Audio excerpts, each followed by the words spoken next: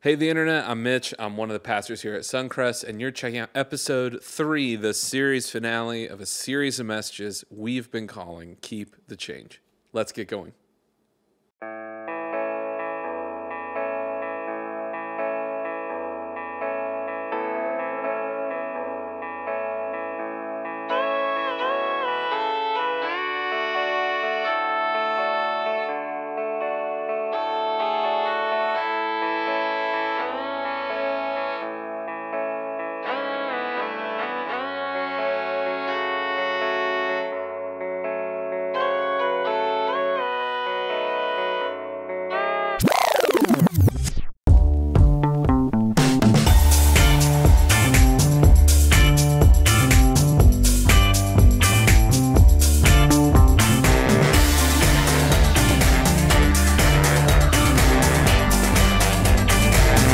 I've loved this series so far, Keep the Change. This is our third week in this series, and I understand that at the beginning of the series, of course, people who are relatively new to our church might come with a little bit of anxiety. We're going to talk about money in church. I know, as well as anybody, that generates certain things. And I hope you've had the experience over the past few weeks to be like, oh, this actually makes sense. You know, if there's one feeling I want people to walk out of here with, it's probably this, that, man, my church wants something for me, not just something from me. And that's a really, really big deal to me. I want to invite you actually to see Suncrest the same way that I see it. This is very important. You know, some people see churches as institutions, as something to be preserved in some sense, to give to that, to sustain it. That's not how I see Suncrest at all, and I hope it's not how you see Suncrest. I see Suncrest as a community of people, and a community of people who have a mission for the good of Northwest Indiana and the world, to live out our faith and be who we need to be in Northwest Indiana. It's much more, if you think about it, even in your generosity or serving or giving. I'm not asking you to do that to Suncrest, like you're pouring it into the Suncrest pot. I'm asking you to do that through Suncrest, that we collectively would be a body who serves and gives and leads, and that's for the good of the region. We say it, we're for the region. We're also for the next generation. We're also for starting new churches, and we're for helping people navigate faith. What we are not for is for building an institution called Suncrest. So I hope that when we talk about generosity today, you will experience this as saying, yeah, this is so I can do something through Suncrest to impact the world. That would be fantastic to me. And if you've ever given at Suncrest, you know this. I send you a letter when you make your first gift, and it helps you understand how we're trying to do that with our money, where all the money's going to. You can request a copy of the budget if you want. We want to be a transparent place. You can ask all your questions. It's a very big deal to us that people feel comfortable with the idea of being generous through Suncrest for the good of the world. So I'm going to wrap up this series today. And this series, called Keep the Change, is about freedom and formation in your finances. On week 1, we did what I call workshop wisdom. All these passages were mostly from Proverbs, and it wasn't just practical about saving and spending and debt and all those things. It was even tactical, and sometimes Proverbs helps us with that. It helps us see in the most granular way how to handle our money, and that's helpful. And then last week, I tried to zoom out a little bit to actually help us picture what the voice of God would say to our finances. And I had so many fascinating conversations to me about how you would sense the voice of God. And really my prayer at the end of last week was that you would sense the affirming voice of God. You'd sense that God is pleased. You'd say, well done. And you can feel that from God yourself. And these are, of course, to accomplish 2 things. I want you to experience freedom. And what I really mean by that is I want you to be able to shift your life if you feel right now like you're pinned down financially. You've made decisions in the past and you're stuck. You don't have any freedom. It's actually generating stress. I want you to find the freedom by different practices so that if you're in a situation and you want to say, hey, keep the change, you can do that without any stress at all. And maybe even more importantly than that, keep the change is about formation in your finances. And by formation, I mean lasting change, something that will go on and on and on and shape the rest of your life, not just a blip on the radar in the middle of 2023. Now, I want us to really think about that today a little bit. And so I'm going to take the time to tell you 2 different stories that I think are so interesting about how formation actually happens in our lives. The first one came from a conversation I was having with a teenager at Suncrest. Now, about a month ago, some research came out that was as definitive as it's ever been about how harmful having phones are to teenagers, and in particular, social media exposure to teenagers. And this isn't old people ranting about teenagers, actually quite the opposite. The reason researchers are so sure about this research is because it's not just, parents saying, I think my phone's causing my kid problems. What's happening is they're talking to teenagers, and teenagers are saying, I know my phone. I know social media is causing me problems. It's causing me to doubt myself, to compare myself to others. It's generating anxiety and depression, all the mental health things that we've tried to engage in a healthy way. And so it was in light of that I was talking to one of our teenagers. And I said to her, hey, do you see that? And she's like, oh yeah, of course I see that. My friends see that.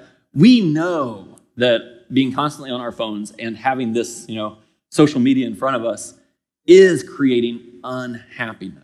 I thought, oh, that's so fascinating. And usually in a conversation, that's kind of where I want to get to with someone so I can ask them to change.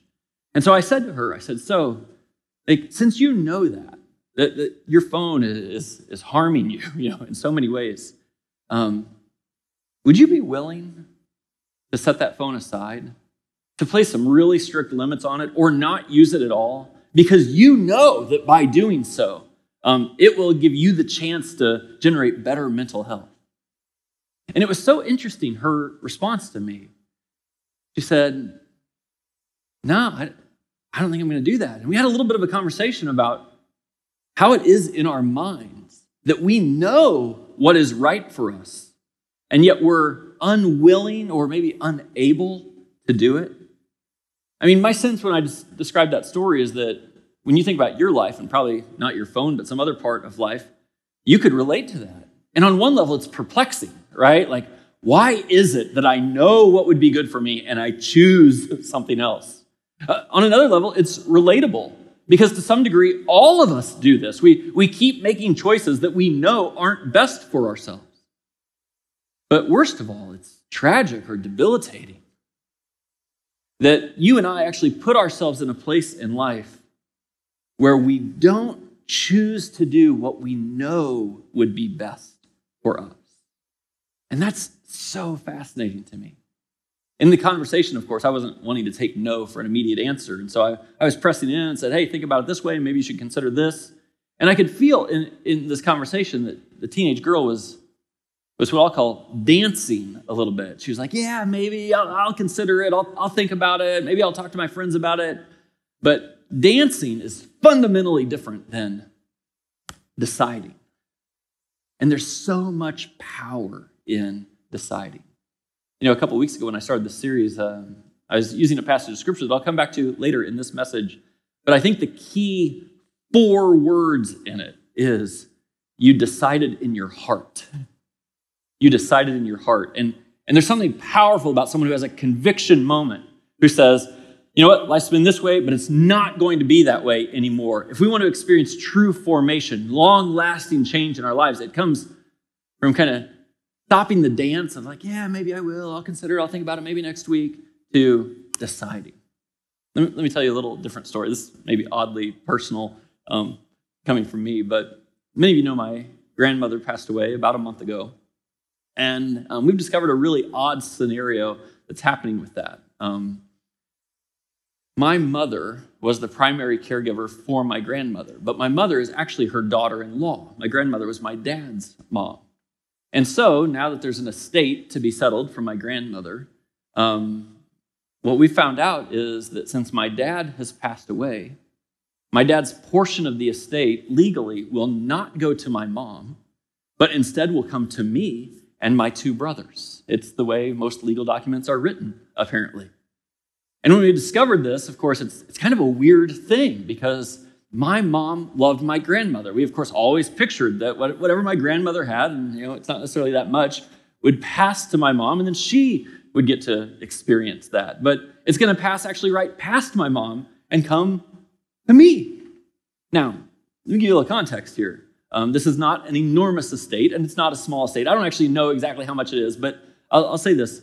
It means that thousands of dollars are going to come my way. It's not just hundreds of dollars, and it's not hundreds of thousands of dollars. Thousands of dollars are going to come my way. And a couple weekends ago, Jenny and I went out for dinner, and we were just talking about this and how unusual this is, and how, though my mom doesn't need the money, I feel bad that she's not going to be the one to benefit from that. And then my wife and I started batting around different ideas. And one of the things I said to her is, I said, well, what if we take the money that we're going to receive from the estate and we use it in some way for my mom? What if we take a trip with her and we, put a lot of ideas kind of out on the table? And then we were thinking, my mom loves ancestry. My mom is very proud of her ancestral heritage, 100% German. And she's never visited Germany, at least the parts for her ancestral lands. And as Jenny and I were talking about, we were kind of dancing like, maybe we could take a trip. Maybe my mom and I would take a trip to Germany and explore some of that together. She would love that. She's getting a little older. We'd have to do it, next year, the year after. We don't want to wait 10 years to do this. And I was kind of dancing with the conversation at dinner with Jenny. And Jenny, in one decide in your heart moment for us, just looked at me and she said, Greg, you should take your mom to Germany. And it was just like that clear, that moment to say, we just decided in our heart. Now here's the question. Are there other things we'd rather do with that money? Are there things that we want rather than taking my mom to another country? The answer to that is yes. Our Amazon, what do you call this in your cart? Your save for later items is a long, long list. But more than that, we think, this would be the right way to honor my mom. And so, instead of dancing with it, it's just a decision. And now it's set. And it's interesting. I talked to my mom about it, and she, of course, is excited. And she's, the next phone conversation, she's like, I checked my passport. It's still good. It's like, something's happening in this that comes from a single decision to decide in your heart. So I want you to think about your life financially today, about how you could experience freedom, and you could experience this formation if you decide in your heart. Now, I've been talking about the process of change in our lives. This is so interesting. I'll go through it quickly. It's all about deeper desires, right? Once you're past 5 years old, that kind of first thing I want, you don't reach for it anymore. You can step back, and it's easy for me to be like, I have that list in my Amazon cart. More important to me. It's not that I don't want that. More important to me is to do this with my mom. Second, it's about embracing reality. And it's so interesting when we talk about saving or debt or spending or earning, the only way that we'll actually make a change in our lives is just to be honest about where we're at. And I hope that over this week we've generated that. Over these weeks we've generated that together. And then there's this notion of choosing an approach. That after you've, decided, and after you've embraced your reality, you have to say, is this going to be evolution or is this going to be revolution?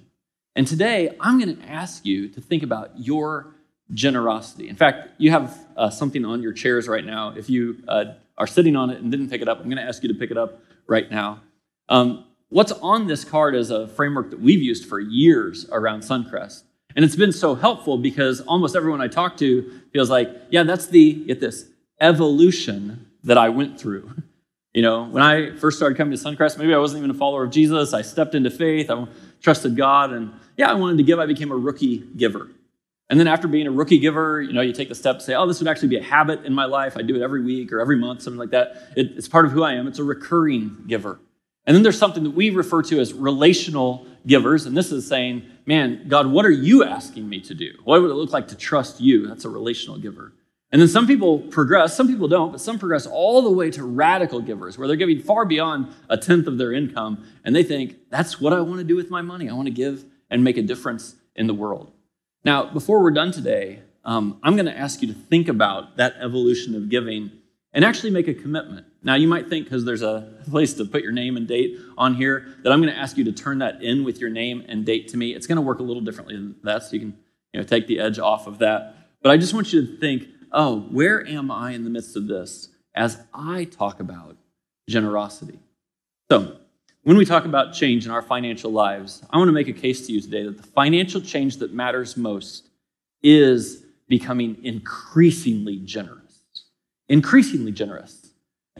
Evolution, maybe sometimes even revolution, to say, yep, this is who I'm going to be. I'm increasingly generous. If you're with us last week, you know that God has a very simple perspective on your finances. His voice in your life would say, hey, with some of that money that I gave you, you should enjoy it. And with some of the money I gave you, you should be generous and willing to share. That's what 1 Timothy says. And so today I want you to think, man, there's really awesome things about enjoying the money that God has given me. But the thing that matters most is over the course of your life to keep taking increasing steps in generosity. And the reason I know this is true is because when you're generous, it actually does what I call the trifecta. It does three amazing things that I think most of the people in this room probably want to do and be part of the story of our lives. So let me just name these three things. First, it brings honor to God. Honor to God. Now, this is a big deal. Some of you in the room are not followers of Jesus, right? And if you're not a follower of Jesus, I kind of imagine that you'll just skip over this one. Bringing honor to God would not be central to your life. But if you are a follower of Jesus, for those of you who are followers of Jesus, my sense is this would be something that's substantial for us. I want to live a life that brings honor to God. And in part, it's about what God has given me. I mean, everything that I have has come from him. Everything that we have, he's entrusted to us. But it's not transactional. It's not like, well, since he gave me this, I got to give him that. It's bigger than that. It's to me almost similar to that trip with my mom. It's like, well, she gave me a lot in life. There's no way I could actually repay her financially. That's not what I'm trying to do. I'm trying in the spirit of things to honor my mom. And the scriptures teach about this. In Proverbs it says, honor the Lord with your wealth. And this is, I think, the big line. With the first fruits of all of your crops. The first fruits.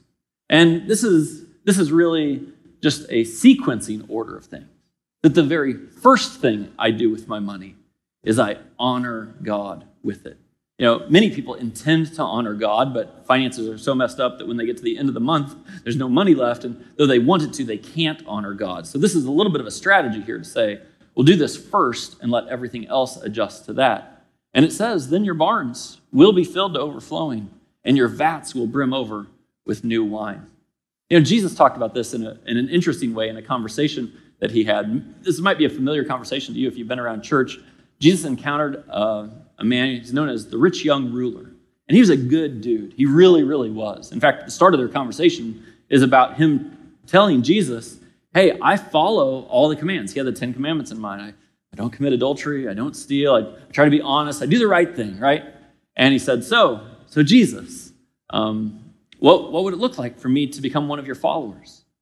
Because when Jesus heard this, he said to him, you still lack one thing.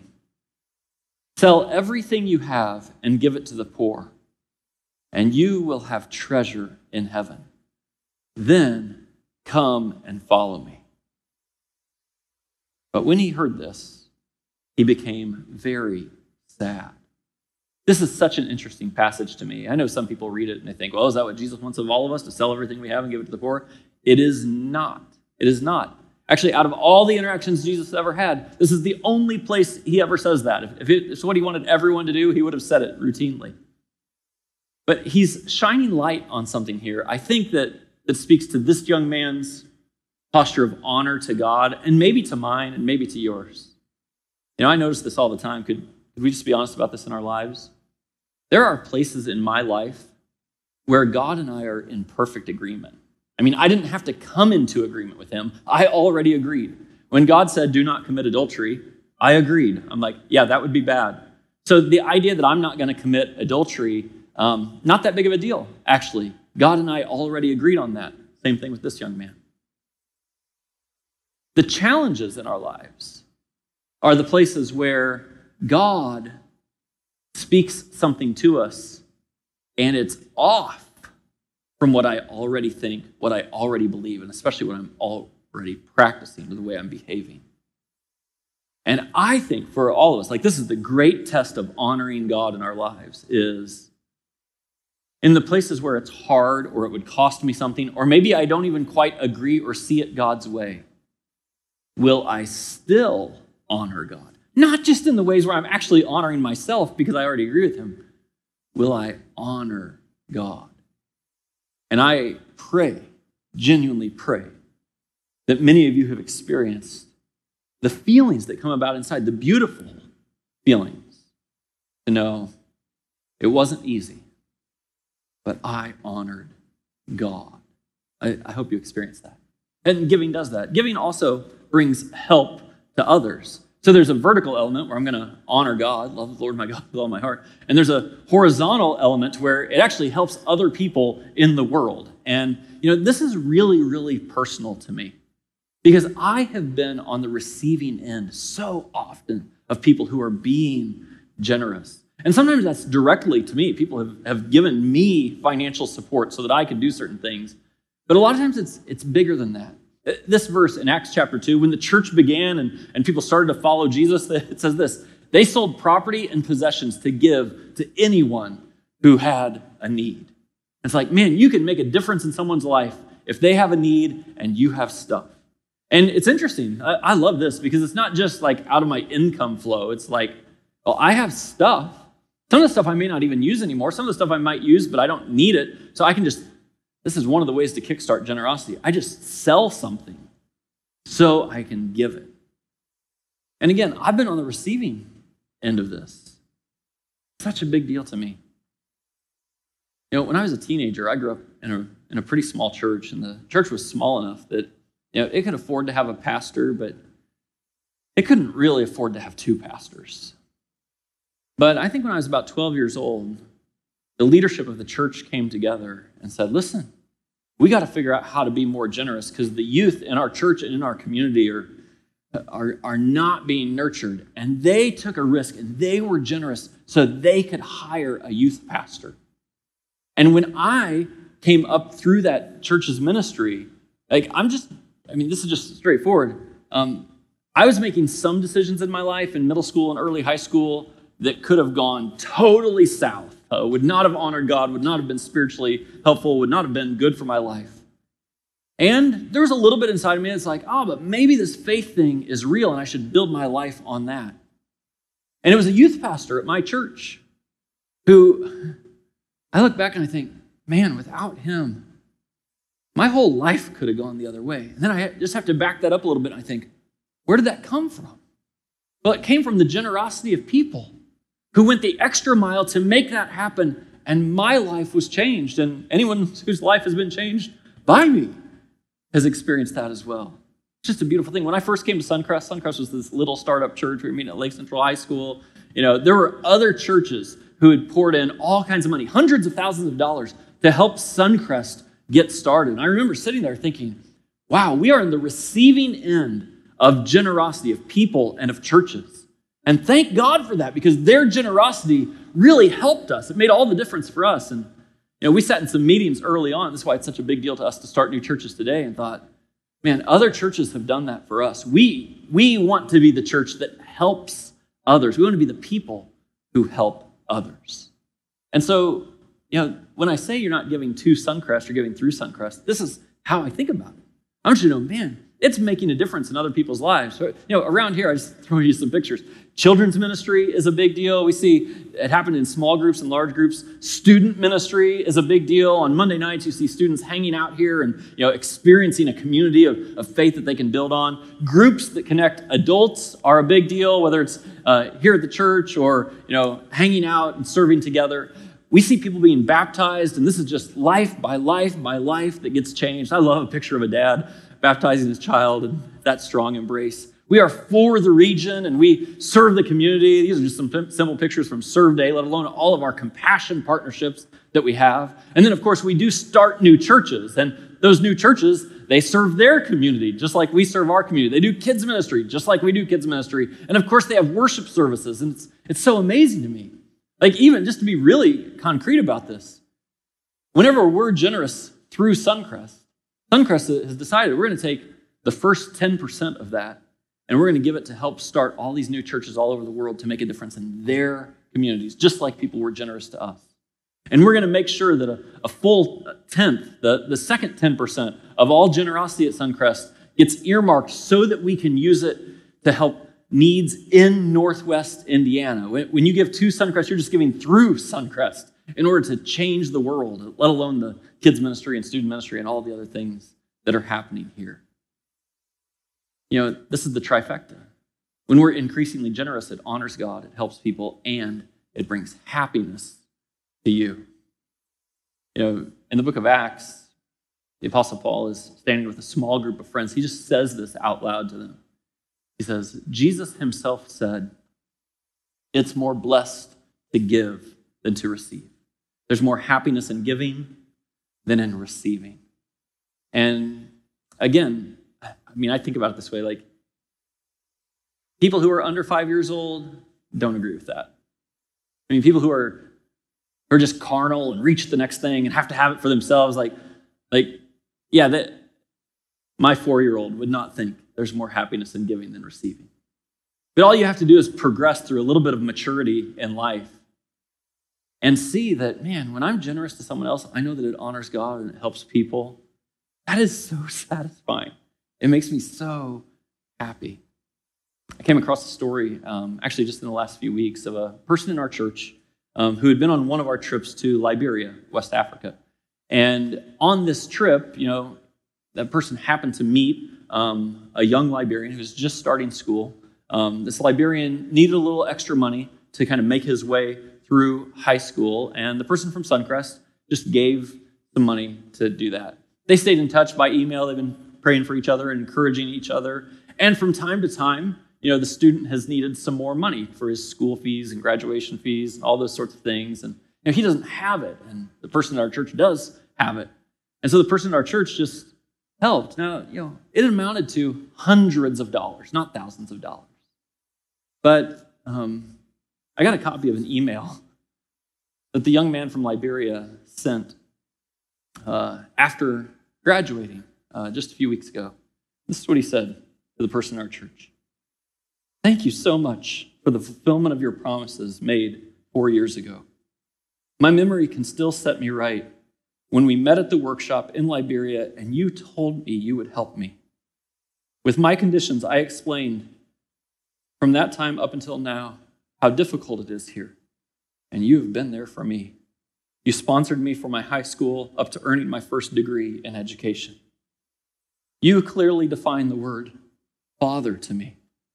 I wish you were here in Liberia for graduation day.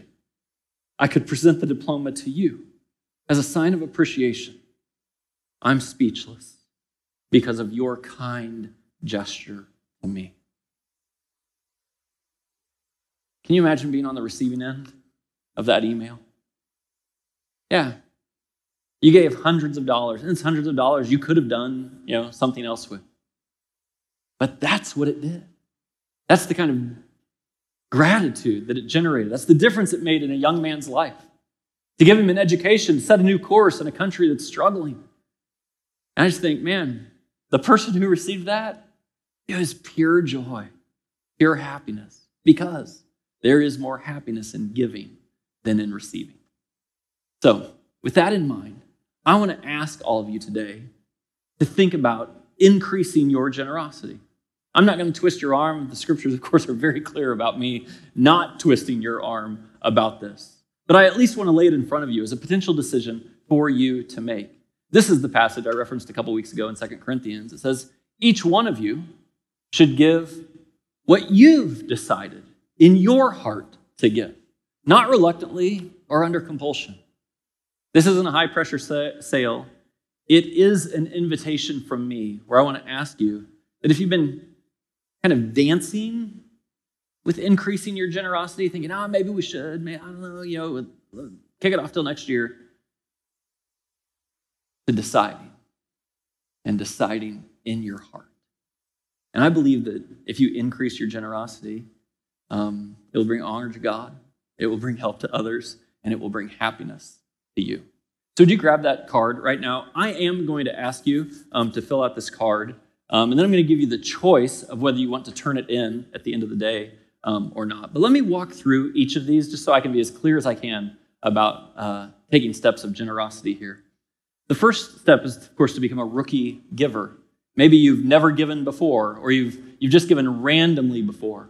I want to ask you to make it happen. That's the idea here. And maybe the question is, what would it look like for me to start giving? I think what it would do is start a story of your life that says, yeah, you're the kind of person who is a giver. You're the kind of person who God would say, well done to. You're the kind of, it's just a beautiful, beautiful thing. So if you've never given, I want to ask you to take that step. You can just mark rookie giver. That's who I am. And then make a good, solid gift very soon. The second one there is recurring giver. In some ways, the progression from rookie to recurring is the most substantial progression on this card. Because instead of giving randomly or once or letting my giving be attached to a cause or something I like, when I become a recurring giver, it actually becomes a habit of my life. It's part of who I am in an ongoing way. And when I suggest that you take the step to become a recurring giver, what I mean is, yeah, you're giving every week or every month on some rhythm that's regular. Giving online is how most people give here at Suncrest. You can give on our website at suncrest.org/give, or in the Suncrest app. It's very simple. And you can just set up recurring giving there. It's so easy. And I just want you to think about it this way. A recurring giver would ask each year, what can I afford to give? I want to make sure that's part of the regular rhythm of my life. What can I afford? The evolution moves on to what we call relational givers. Relational givers are people who make giving foundational in their life. And we use the word relational for a couple of very particular ways. First, it's relational with God. So instead of being a recurring giver who says, how much can I afford? I want to give. A relational giver says, what would it look like to trust God?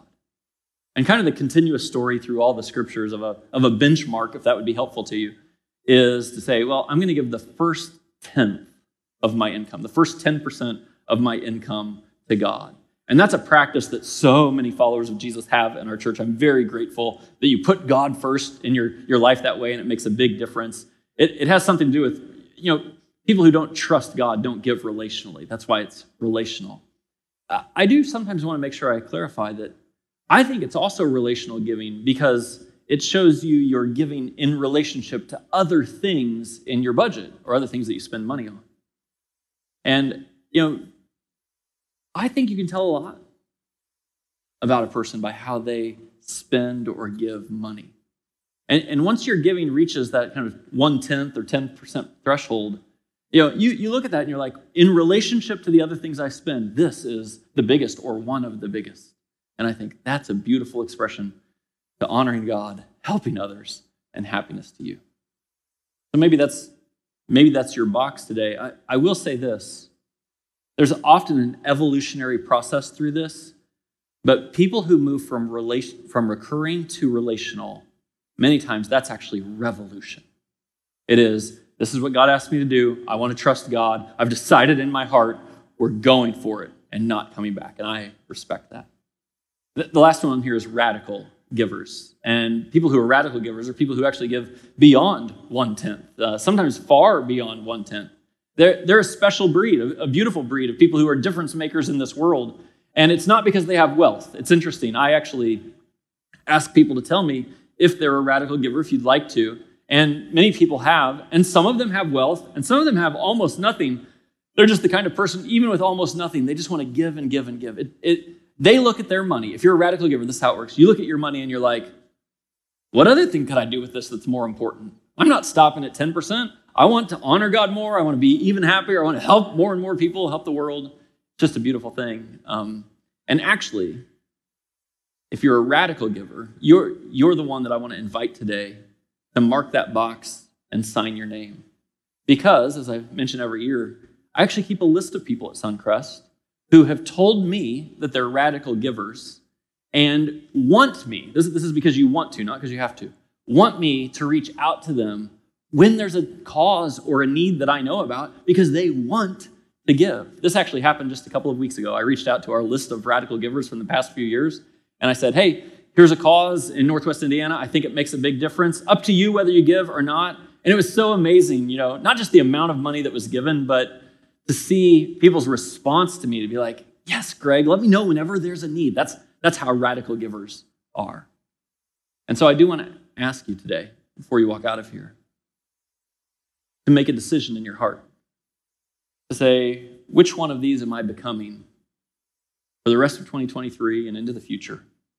And you can mark that box. If it's helpful for you to take this card home so that you have it to look at or you have it to talk with your spouse about, then please, by all means, take it home. But if you wouldn't mind, for the rest of us, I would love for you to mark a box today and just take this card and drop it in the baskets that'll be held by our guest experience team on the way out. If you're a radical giver, sign your name. That name is, or write your name so we can read it. That section is for no one else. This is really between you and God. It's just the chance to decide in your heart. Can I pray for us? God, I pray that we're overwhelmingly moved by how generous you've been to us, by all you've provided. And God, I pray that in ways that maybe we've missed in the past, it makes sense that increasing our generosity honors you and helps others and brings us happiness. And of course, it's exactly then what we want. So I pray for the people watching online and who are listening to this in this room, that you, God, would stir them and they would decide in their heart. In Jesus' name, amen. Just like you, we're kicking off summer here at Suncrest, and I want you to get connected. So I've got 2 things for you to do. First, head to suncrest.org and see our calendar of events. There's stuff going on all summer for you, for your kids, and for your family to engage with others and their faith journey. Number 2, on that website, I want you to download our app. It's a great tool to engage with your experiences here at Suncrest and can unlock opportunities for you to engage in your faith journey. So go to suncrest.org and download the Suncrest app.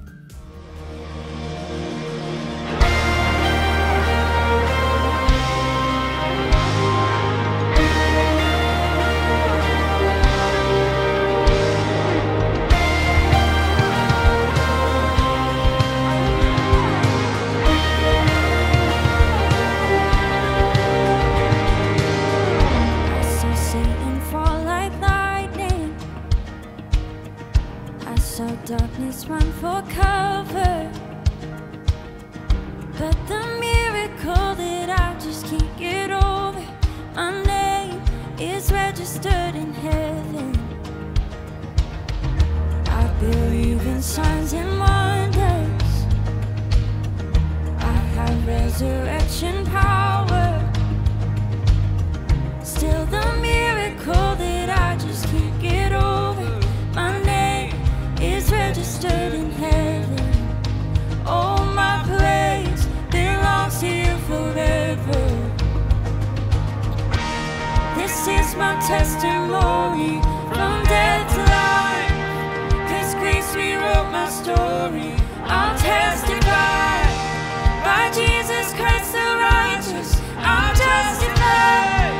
This is my testimony. This is my testimony.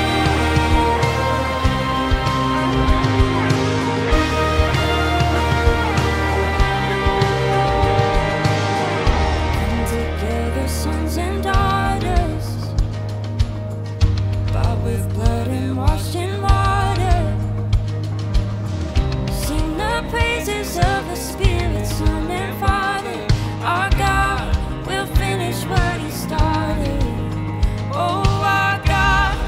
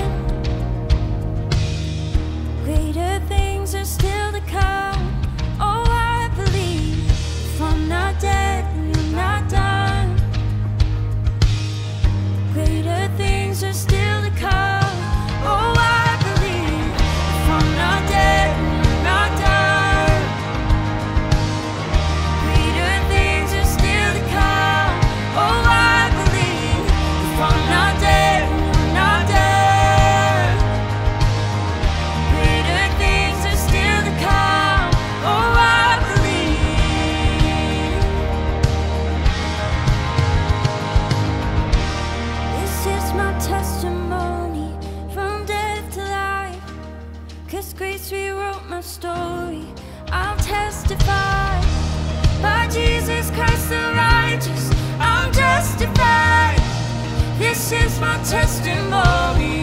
Oh, I'm alive. This is my testimony. From death to life. 'Cause grace rewrote my story. I'll testify. By Jesus Christ the righteous, I'll testify. This is my testimony. This is my testimony.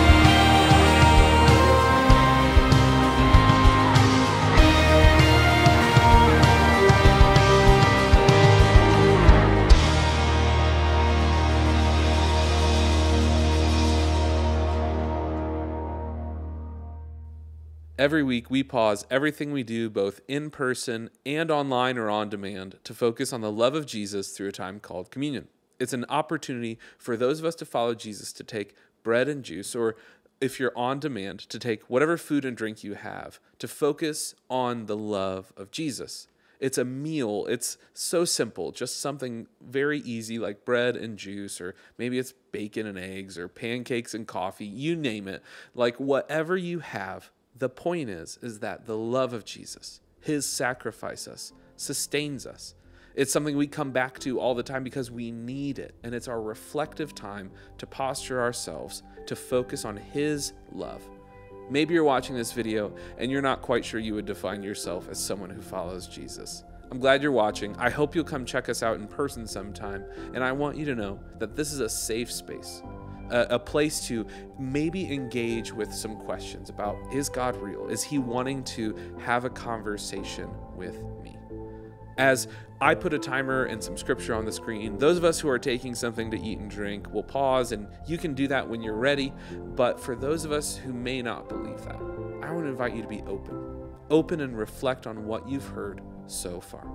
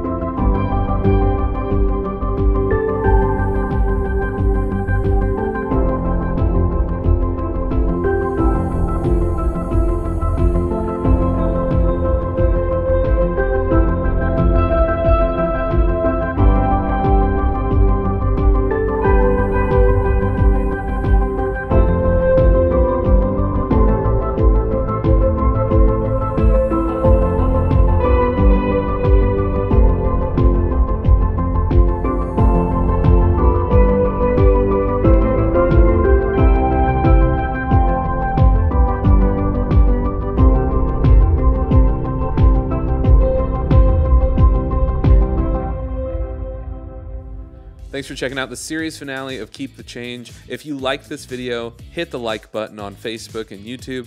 If you know someone, or maybe your social media feeds could use this video, go ahead and hit the share button on Facebook and YouTube. And if you want to see more content from Suncrest Church, hit subscribe on our YouTube channel. We'll see you next time as we start a brand new series of messages. But until we see you again, I hope that you experience change that only comes from following Jesus.